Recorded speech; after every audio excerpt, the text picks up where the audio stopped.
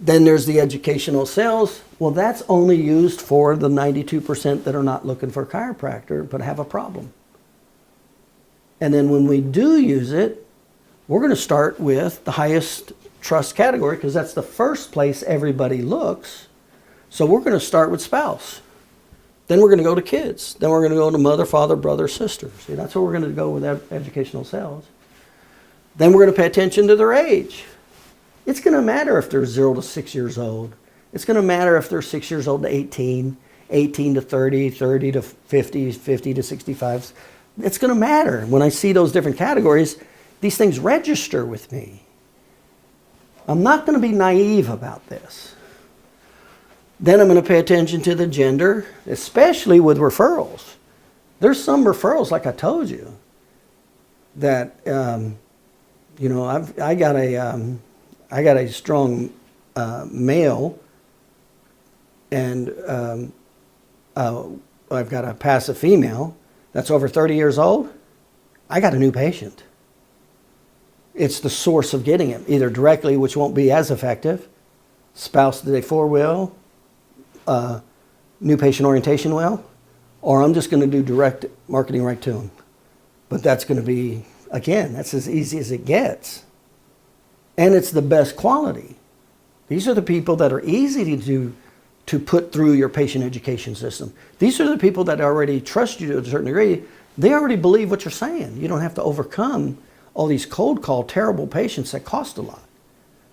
So you don't want to spend any time or money on those types of people.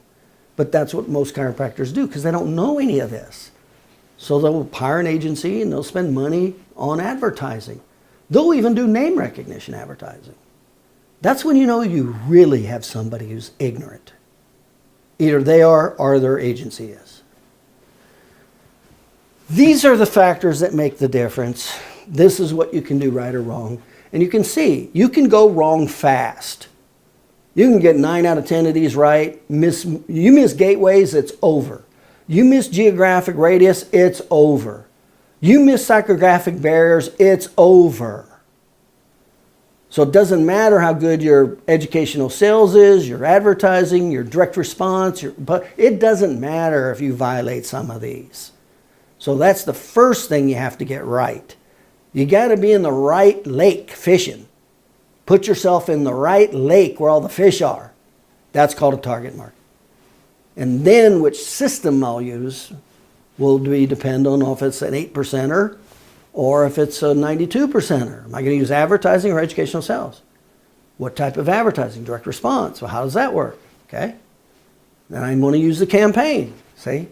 Then when I do the advertising, I want as many of the 14 emotional triggers as possible. This is what significantly increases or decreases your effectiveness of new patients. And the good news is, the more you know this, the less you have to do it. And remember, it all starts with patient education. If you don't know how to keep patients, you're going to be in a whirlwind of trouble with marketing anyway. You have to be a black belt with new patients. You're losing patients left and right. You're going to need a lot of new patients.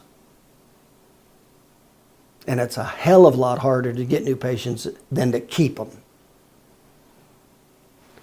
Now, when you do know both, when you know how to keep them, that's why we pay so much attention to that.